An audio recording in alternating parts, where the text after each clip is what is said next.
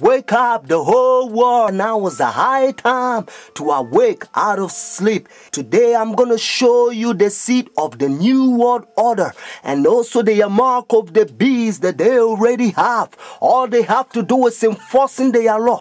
The whole thing is tied with religion. That's why Revelation chapter 13 verse 17, the Bible says no one can buy or sell. Notice. It's a great honor for me. Thank you so much.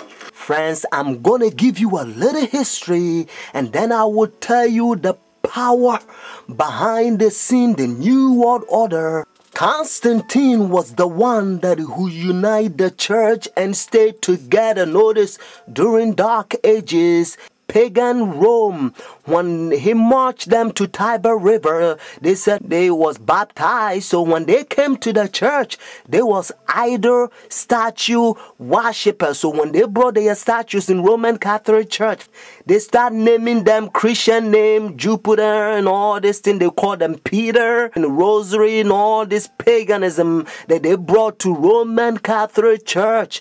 And some of the Christians they don't like, so they protest against. That's why they call them Protestants or Protestant.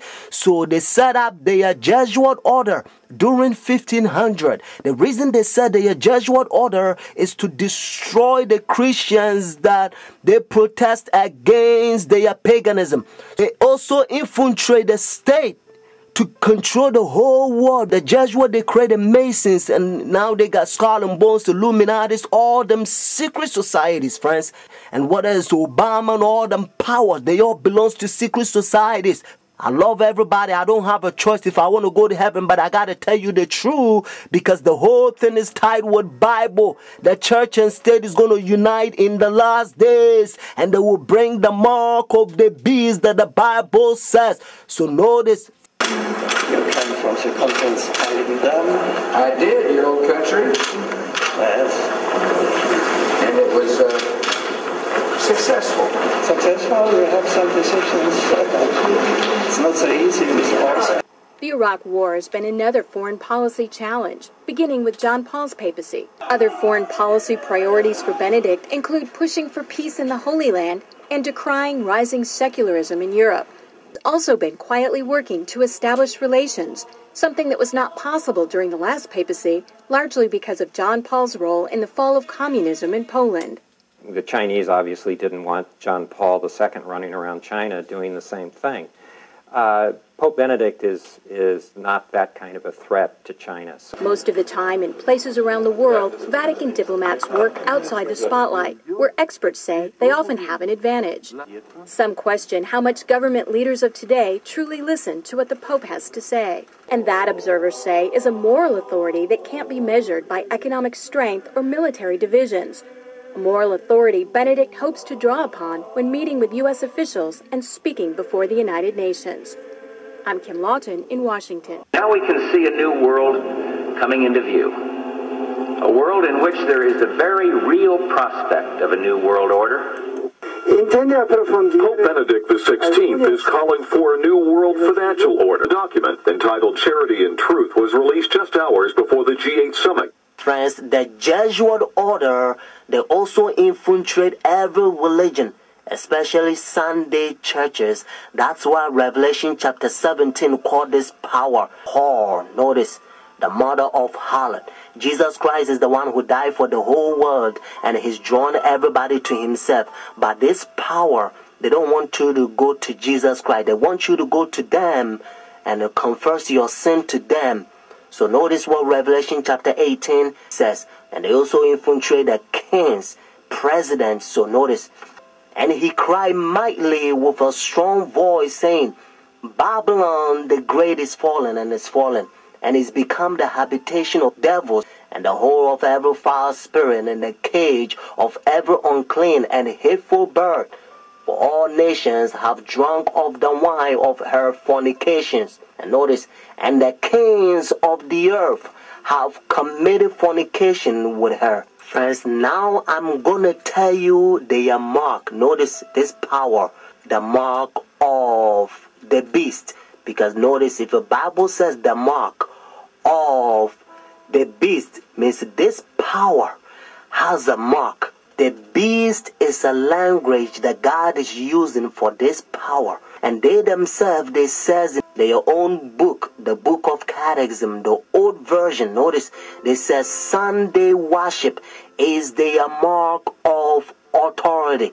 The new version, they don't use the word authority, but at least, thank God, they still admit it. Even the new version of Catechism, they still says they changed the Sabbath from Saturday to Sunday. Friends, the mark of the beast is not worldly speculations that sometimes you hear.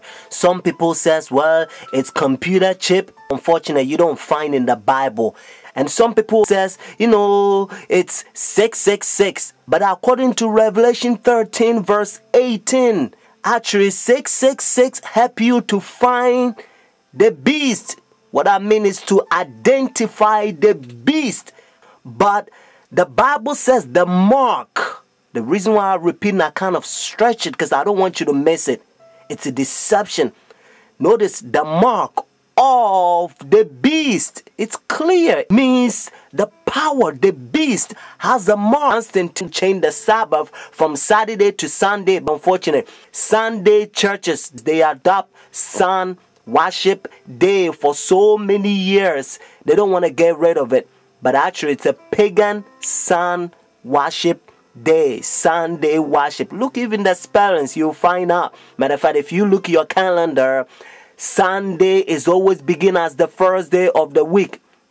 Unfortunately, they will skip, and some people, they don't know, they will count Monday as the first day of the week, because according to Revelation chapter 12 verse 9, the devil would deceive the whole world. So it's a deception. So the devil, he's in the process blinding the people, including the Christendom.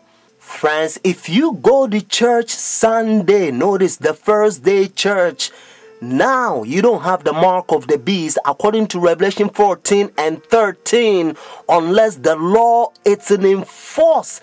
That's why now you hear different country, they try to forcing the people to now sell or do anything on Sunday because they try to enforce the law. But according to Bible, notice United States is the one who's going to cause the whole world to worship the beast. Their sun worship day means Sunday worship according to Revelation 13. So whenever United States enforce the law, then every country also going to enforce because they control the whole world. Every president on the Roman Catholic Church. When our founders declared a new order of the ages, they were acting on an ancient hope that is meant to be fulfilled. And now because they control every president in every country, they a new world order. So now they're using the president to sign up laws and all kinds of rules like gay and lesbian. And now they don't want you to talk about Bible.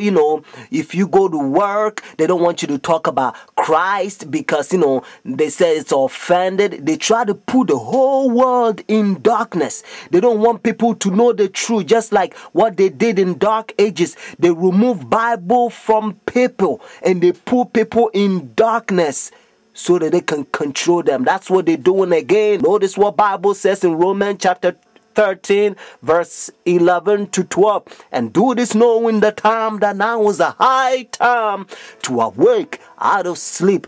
Now our salvation is nearer than when we first believed. The night is far spent, the day is at hand. Therefore let us cast off the work of darkness and let us put on the armor of light. The time you have spent to study Bible a year, now you have to do it a couple months. It's time to pray more and talk less. Friends, Jesus Christ is coming for the church without spot or wrinkle. Watch this.